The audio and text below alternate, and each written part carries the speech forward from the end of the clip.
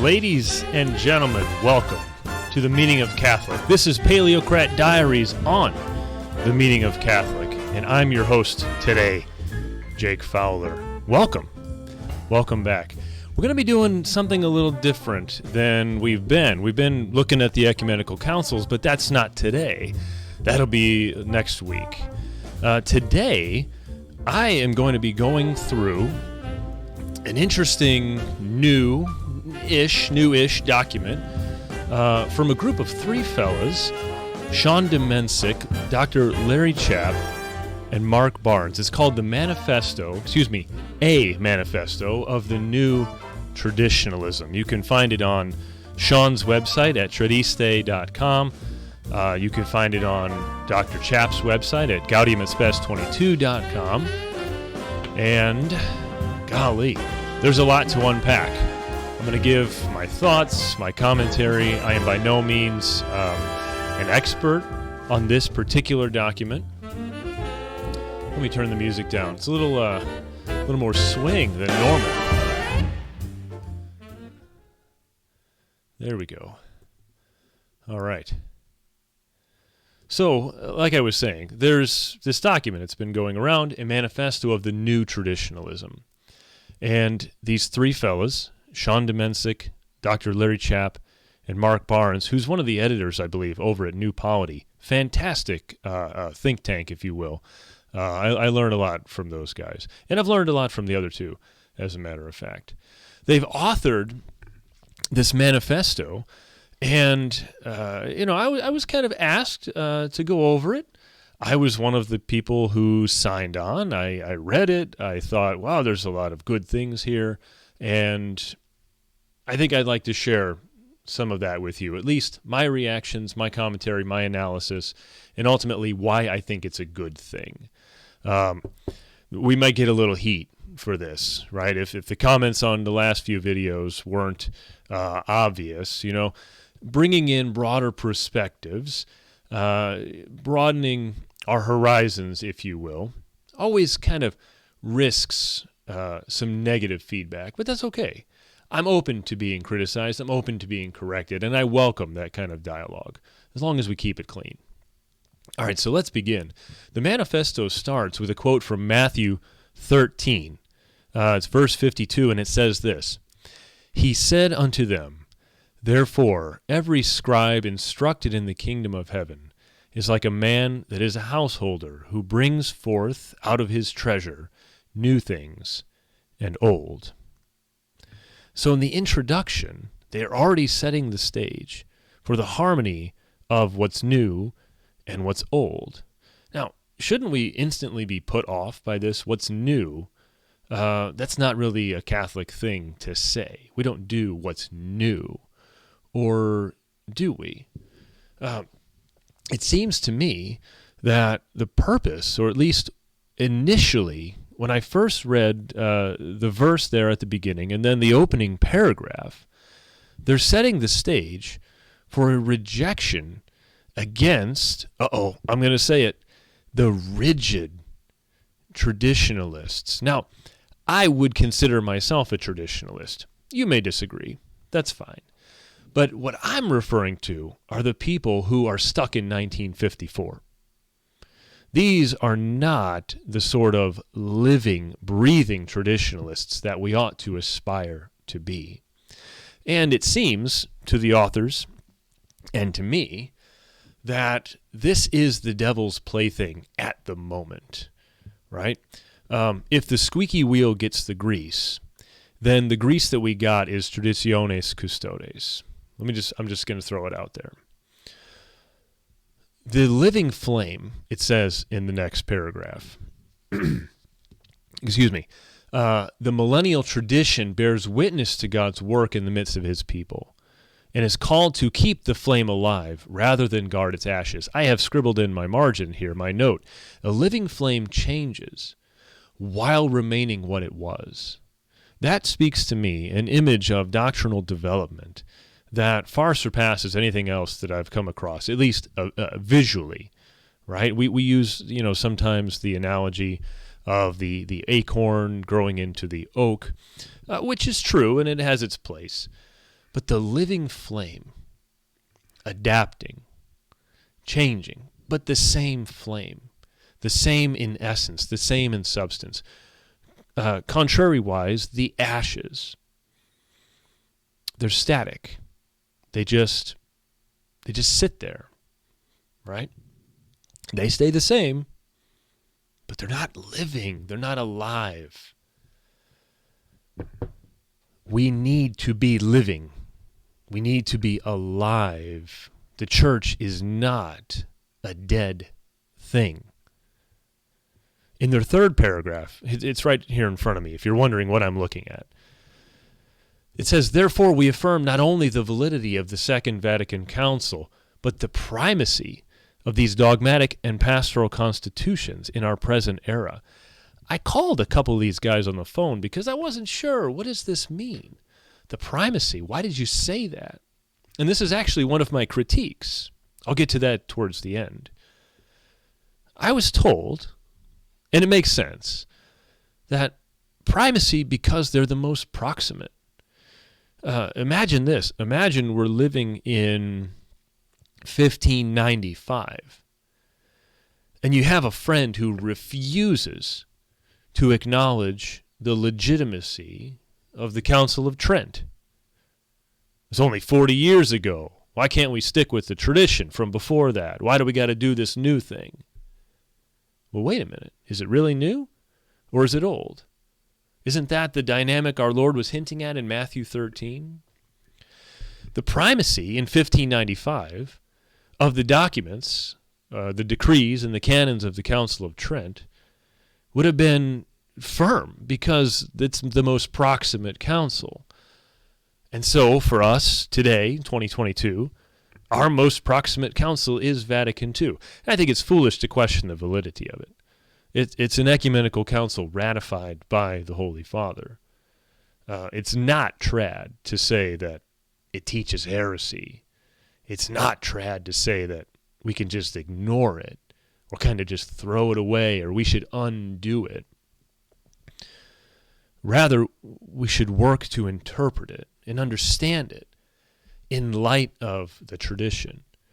And because of this, the authors, they make sure to state, quote, we reject the rupturists on both the right and the left, who both assert that the council taught modernism. So we have the folks stuck in 1954 who say Vatican II teaches modernism. And then you have the folks stuck permanently in 1969 who say the council taught modernism. Now they celebrate it. We reject it. But we should also reject a caricature of the council. We likewise have to reject those who give lip service only to the acceptance of the church's teachings, to the acceptance of the magisterium, but who don't actually live it. Again, are we a living flame or are we a heap of ashes? If we're going to say, oh, sure, we accept all of the things that the church teaches, past and present, well, then we need to put that into action. And so those who just want to kind of have lip service, pay with little attention to the council and its decrees and its instructions and its guidance for navigating the chaos that is our modern world, for those folks, we have to reject that too. We really do.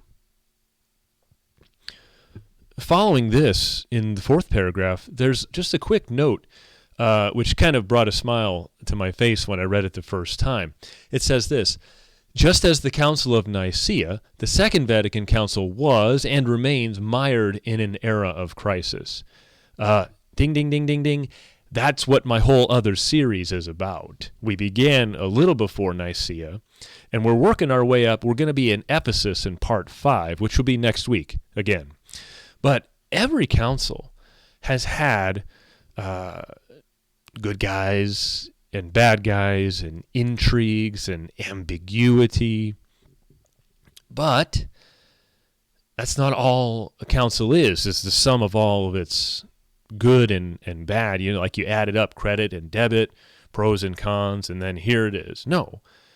That's not how we understand councils, and that's not a legitimate way to understand Vatican II. I mentioned a little before, just a few moments ago, that I think it's illegitimate to ignore or to just sort of gloss over the Second Vatican Council. Would we do that to any other one? Would we do that to Trent?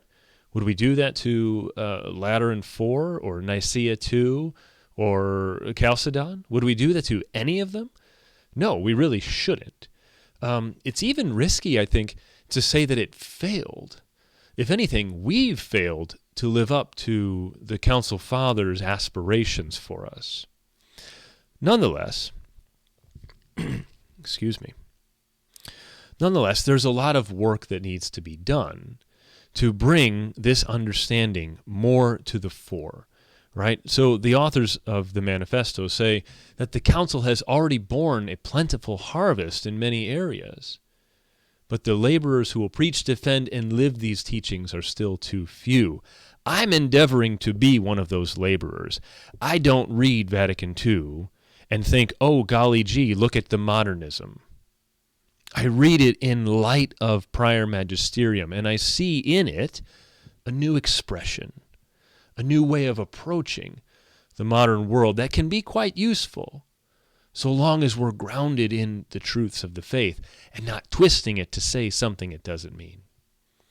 Towards the end of the introduction, they have this sentence: for those weary of rupture and liberalism alike, we offer this outline of the philosophy, practices, and program of a new traditionalism. On one of my phone calls with the authors, I said, why new?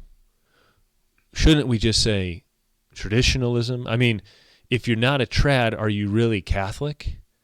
Because Catholics embrace the entirety of tradition. And the response that I got was something like this: it's new traditionalism because we want to distinguish it from the one that already has a bunch of connotations, right? We want to distinguish it from the one that sort of is developing a bad name for itself right now, okay? I'm not going to name names. I'm sure you can think of plenty of people who would fit into that category. Let's move on. Beginning in what's labeled Section 1, but it's actually the second section. The title of this section is, "The Church is not primarily a defensive castle, but above all a missionary people united in love." This reminds me of a book I read once called Raising the Bastions. It's about sort of out with the old, in with the new, when what's old and accidental is harming what's essential in confronting the new. That was a little bit complicated. Let me see if I can rephrase that. When our accidental features and forms interfere with evangelization, proclaiming the gospel, when they actually become a barrier, then we have to raise these bastions, level them, retain what's essential, and start afresh. Right? Again, to some, this is going to sound shocking. How could you say that? That's modernist. But if you think about the heart of what I mean here, I think they're really onto something. Anything that isn't essential to Christianity, that isn't essential to the Catholic tradition or to Scripture or to the liturgy, if it's an obstacle, we should reconsider, is it really necessary?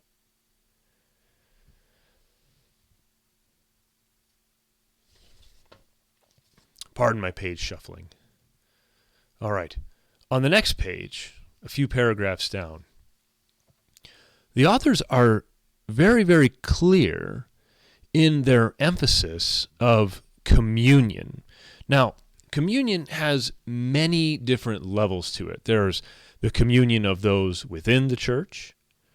There are the communion of those who are just outside of the church. It's not true communion in the sense that we'd like it to mean. It's an imperfect sort of communion. It's sort of like the guy down the street from me.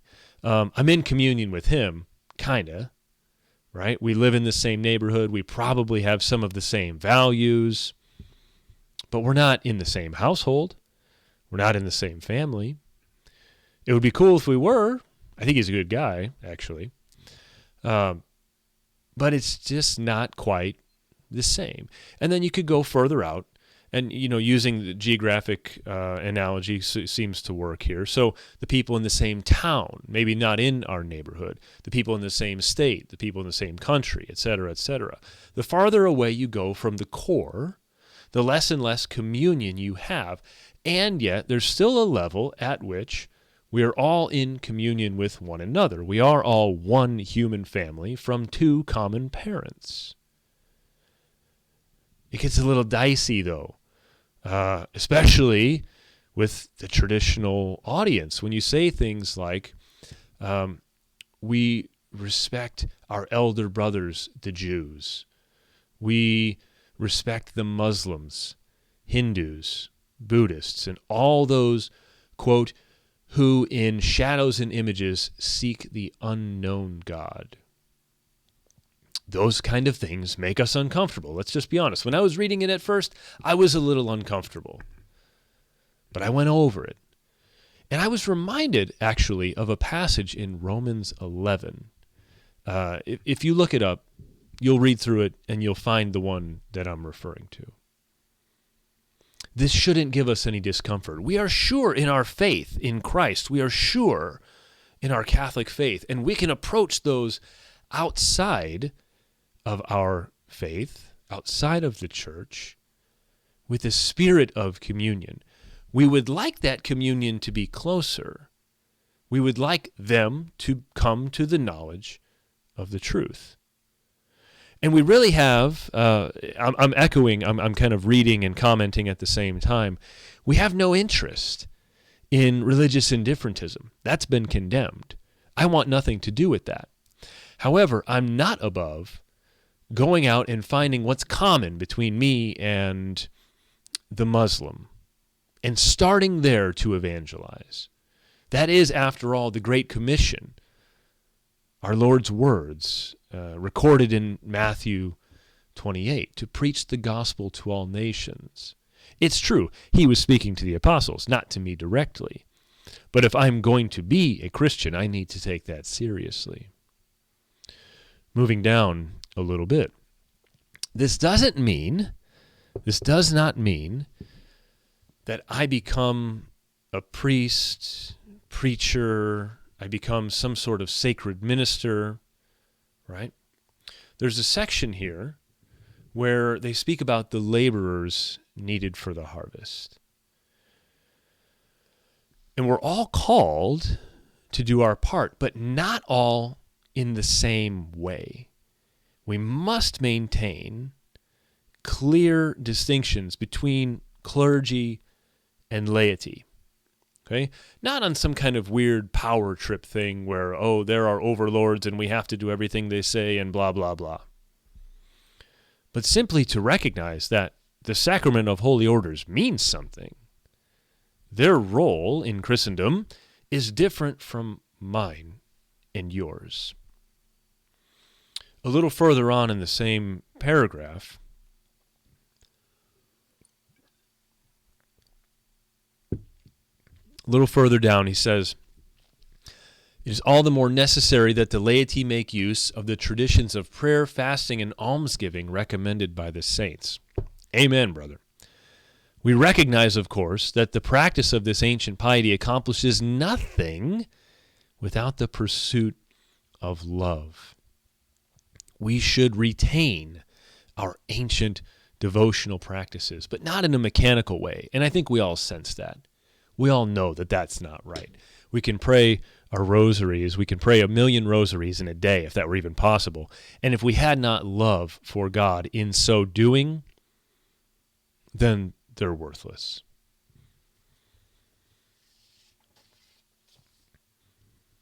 I'm going to jump down to section 2. Section 2 is entitled, "The Perennial Philosophy of St. Thomas is a Foundation for the Valuable New Theologies." Oh, there's that dirty word again, new. When I was speaking with Dr. Chapp in particular, I said, why not the theology of Thomas? Why the philosophy of Thomas? And he said the philosophy of Thomas provides the necessary foundation, although it's not the only acceptable foundation. It is, in the author's estimation, the most suitable. It's the best one, in their opinion. Fair enough. But what about these new theologies? Well, let's turn the term on its head for just a moment. Thomas himself was Nouvelle Théologie in the 13th century. He was doing something new. He was incorporating the best, as far as he could see it, of Greek thought. He was wrestling with Maimonides, a brilliant Jewish philosopher. He was wrestling with Averroes and Avicenna, Arabic, Muslim philosophers. He was taking their ideas, sifting out the wheat from the chaff, and retaining what was good. And his method of doing this, of sort of baptizing Aristotle, if you will, it wasn't always well received. As a matter of fact, some of Thomas's propositions, some of his insights were condemned by his archbishop twice, in 1270 and then again after his death in 1277. And if it weren't for his teacher, Albert the Great, who sort of rehabbed Thomas's reputation on those particular issues, we may not be considering him the common doctor today. And so I say all that to say this. New theology isn't new in the sense that it's making stuff up. Like, oh, we used to teach XYZ, now we teach ABC. That's not what new theology refers to. What it refers to is seeking new insights for the new challenges that we face in this new era. Rereading the scriptures will always provide us with these new theological responses. It's not, again, that anything has changed. It's that same living flame which is growing deeper and broader and richer as time goes on. The authors also want to be clear that the so-called ressourcement theology is not to be feared, but is entirely compatible with Thomas and the scholastics. In fact, one of the notes that I have scribbled in the margin of my page says, are neo-scholasticism and ressourcement wrongly juxtaposed? I think the answer is yes. I think these two are compatible. I think the personalities that were involved to some degree back in the 30s, 40s, and 50s of the last century, I think they contributed to the animosity that went on. And I think reading them and attempting to harmonize, of course they have differences. Sure, they have differences. They have disagreements, even strong ones at points. But ultimately, I don't think they're irreconcilable. And so I kind of think, well, why can't we have both? Why can't we do neo-scholasticism or just scholasticism and ressourcement? Why do I have to have either Garrigou-Lagrange or Ratzinger? Why can't I have both? Why can't I learn different things from either one of them?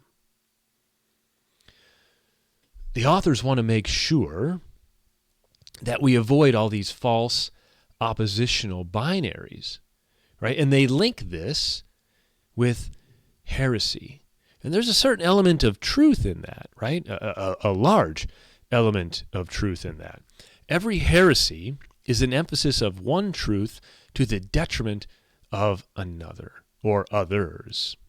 For example, Arianism. We've talked about this in my other series. Arianism emphasizes the distinction of Father and Son.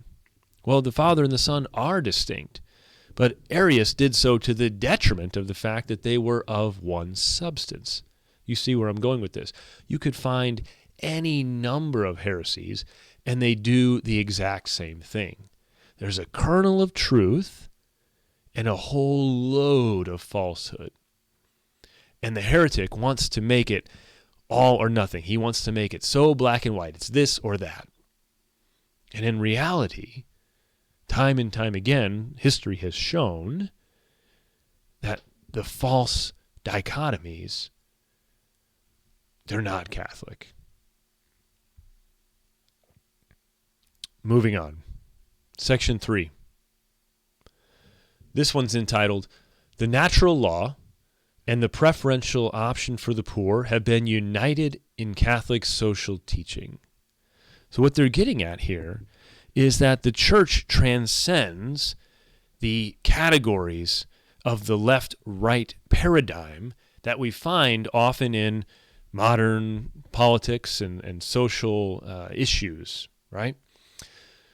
I'm going to go out on a limb here and say most of the viewers of this channel would identify themselves as some kind of conservative, right? If you don't care for that label, use your own label. But for the most part, I would bet you are not what we think of typically as someone aligned with the left, okay? Me neither. But here we have a come to Jesus moment, if you will. Here we have a presentation of, what I took to be pretty solid evidence that the Catholic way is the way of neither the right nor the left, right? A paragraph later, they've got listed certain things that they're for and certain things that they're against. And the condemnations fall on both sides of the proverbial aisle. For example, let me read some of this to you. "We stand for the unborn, threatened by the abortion regime, and for the poor and working classes threatened by the tyranny of the technocratic state and market. We reject the pernicious errors of liberalism, which removes religion from the public sphere. And we accept the traditional Catholic doctrine on the moral duty of men and societies toward the true religion and toward the one church of Christ. But we readily affirm that the human person has a right to religious freedom." So now here they're falling on the right and they're falling on the left. Let me go on. "We stand opposed to the sexual revolution, but we have compassion, not hatred, for souls led astray by the ideology of modern sexual libertinism." It goes on. There's a few more things on the list here. I think you sense the point. The church's way transcends right and left. And to be honest, it's not as simple as just saying, well, it's a third way. It's the third option. We have right, church, left.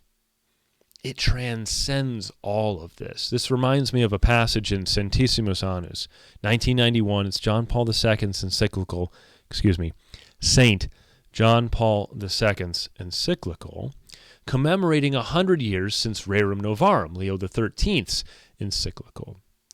And in there, I forget which paragraph exactly, but in there he notes that the church isn't proposing a third way. The church's way transcends ways. We speak to principle and we apply our morality in the various concrete situations we find ourselves in. But it doesn't amount to one option among many. It doesn't amount to the average or the mean of the political right and the political left. What it amounts to is something altogether different on so many levels that it's hard to even categorize it. I think the only way to describe it is the way I see here in front of me. The last line of this section says this: "Our first parents, Adam and Eve, in the harmony of the garden, the lawgiver Moses in the nation of Israel, and the countless saintly princes and rulers of Christendom worked to build up a civilization of love." That's what we're after. That's where Catholic social teaching leads us, rejecting the errors on both sides, retaining what's good, and pressing forward in the love of Christ. Part 4, Section 4, as it were. It says this, the title, "The necessary liturgical renewal was begun, betrayed, and left unaccomplished." That seems pretty obvious. I don't think I need to explain that, except to say, one of the things I was curious about, kind of picking the brains of the authors, when in their mind did they believe it began? And I got a remarkably consistent answer, probably because they worked together to produce the Manifesto, that in their minds, the liturgical renewal began somewhere around the turn of the 20th century. And it sort of really took off between World War I and World War II and continued thereafter until, you have what we have today. Now, we're going to set that aside because I think what we have today is a bit of an exception. Nonetheless, I kind of commented back in one of my conversations with these fellows that, in my opinion, and again, I'm not a liturgical expert, I'm open to criticism and correction, but in my opinion, it seems that the liturgical renewal began in about the middle of the 1800s. And I would identify a prominent trad figure, Dom Guéranger. I would say the fact that he wrote 15 volumes analyzing the liturgy, he didn't write that for monks. He wrote that for the lay faithful to participate in the liturgy more fully. He was explaining liturgical history, practice. He was explaining the prayers, right? In the edition that I have, it's Latin, English, right? It's not necessarily for scholars. It's for the everyday man like me. And that, to me, indicates that there was already an awareness that something has got to change. The faithful need a better connection with the liturgy. The faithful need to be plugged in more. Maybe if we explain it. Maybe if we invite them in. Show them the mystery, or at least as much of it as we can. And so I would say that the liturgical reform began there, if not even sooner. We're starting to get towards the end of the document. Only a few points left to consider. The three authors, they make sure to say that they love the TLM. Who doesn't? I love the TLM. That's the only Mass I go to, usually. But I'm not opposed to organic development in the liturgy. I'm not, strictly speaking, opposed to the Novus Ordo. I'm opposed to the way it's pretty much always celebrated. And in this manifesto, so are they. It says this: "We abhor the undeniable and widespread liturgical abuses which accompany the implementation of the Novus Ordo. We know that the liturgy is the summit toward which the activity of the Church is directed. At the same time, it is the font from which all her power flows." That's a quote from Sacrosanctum Concilium number 10. And that quote actually has its roots prior to that in Mediator Dei, Pius XII's encyclical from 1947. But because of that, because the liturgy, and in particular the Mass, is the source and the summit of the Christian life, the authors say we refuse to accept the status quo of irreverent, worldly, or simply unimpressive liturgies. This is an indictment of most American parishes. Let's just be honest. Most of the time, if you go to Mass, you're not planning on it, you find one, you go to it, you're going to be underwhelmed. Okay? Unless you just happen to come across a solemn high Mass or something, you're going to be underwhelmed. Why is this? Well, because Vatican II isn't being followed. The authentic liturgical renewal and reform isn't being followed. Sacrosanctum Concilium, the document on the liturgy, says this: the sacred liturgy should emphasize organic development, Latin, public vespers, Lenten penance, choirs for sacred music, Gregorian chant, and noble beauty. How rarely indeed is this accomplished. The authors further on state that they wish, it is their hope, that the faithful of the Roman Rite continue to have access to both forms of the Mass. I think at this point, that's a pretty laudable goal. Now, there's also a part in here that others will find disagreeable. I personally didn't mind it. I kind of think it's a good thing. But this is one of those sticking points that I foresee drumming up a lot of negative attention. And it's the concept of mutual enrichment. Mutual enrichment. What does the Novus Ordo have to offer the TLM? Well, I'm not going to answer that question right now. I don't really want to get into back and forth liturgy wars, as we sometimes call them. But let's just suffice it to say that if you can't think of even one thing, then you might be stuck in 1954. All right. Wrapping up. Moving on. To conclude, the authors say this: we stand alongside those countless souls who yearn for orthodoxy and renewal, who profess Thomism and ressourcement, who embrace hierarchy and liberation, who pray with traditional forms and active participation. In a word, the new traditionalism. It is our duty as laity, and if there are any clergy watching this, it's your duty, but in a different way. It's our duty as laity to transform the temporal order and preach the gospel, advance this earth as far as we can toward the heavenly kingdom. We are not going to be able to do that if we're stuck in the past, if we're frozen in time, if we refuse to admit that maybe some things can change while they remain the same. All right, I've concluded my remarks on the document itself. My own thoughts. Why do I think this is a good thing?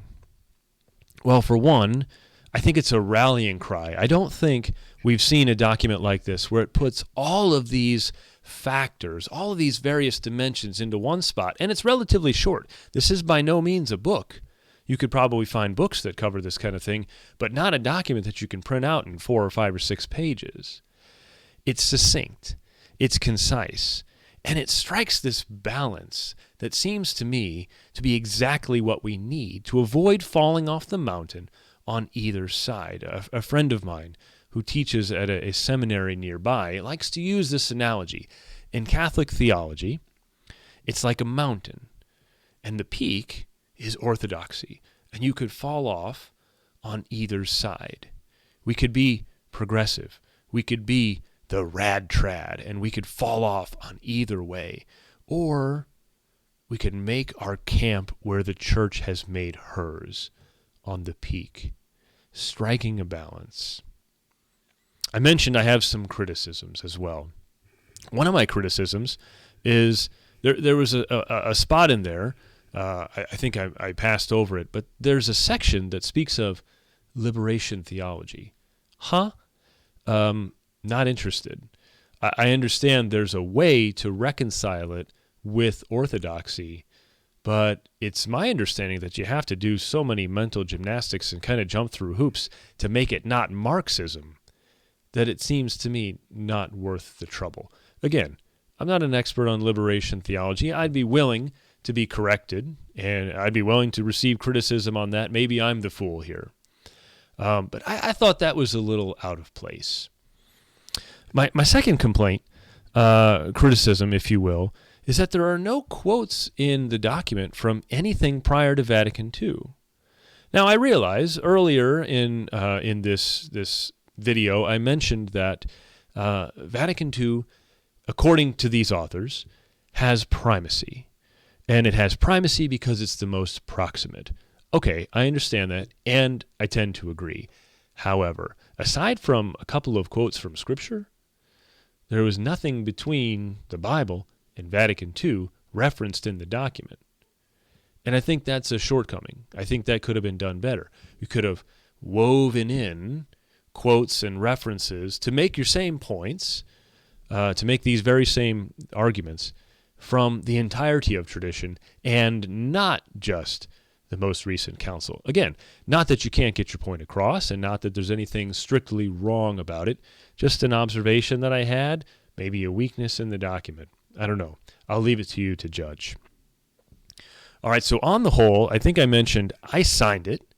There's a spot on Dr. Chapp's website that says if you would like to sign this document, please contact me. And honestly, I did. I read it. I liked it. I wanted to be a part of it. So that's exactly what I did. I sent him my information, and you'll see my name on the website. I'm very proud to be the 14th signatory, aside from the first three, the authors, as it were. So on the whole, I think it's a very good thing. I think it has a propensity to be misunderstood, which actually leads me into another point.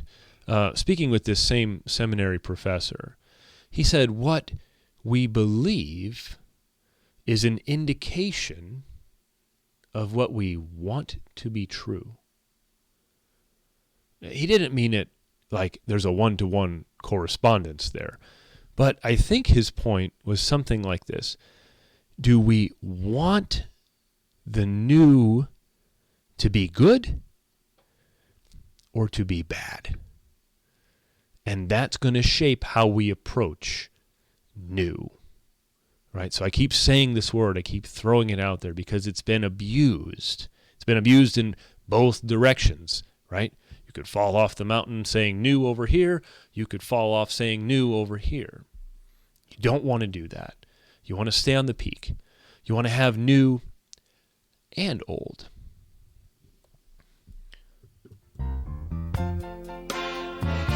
I think I've run out of things to say. I appreciate your attention. If you're this far into the video, wow, you have a lot of patience with me, and I thank you for that.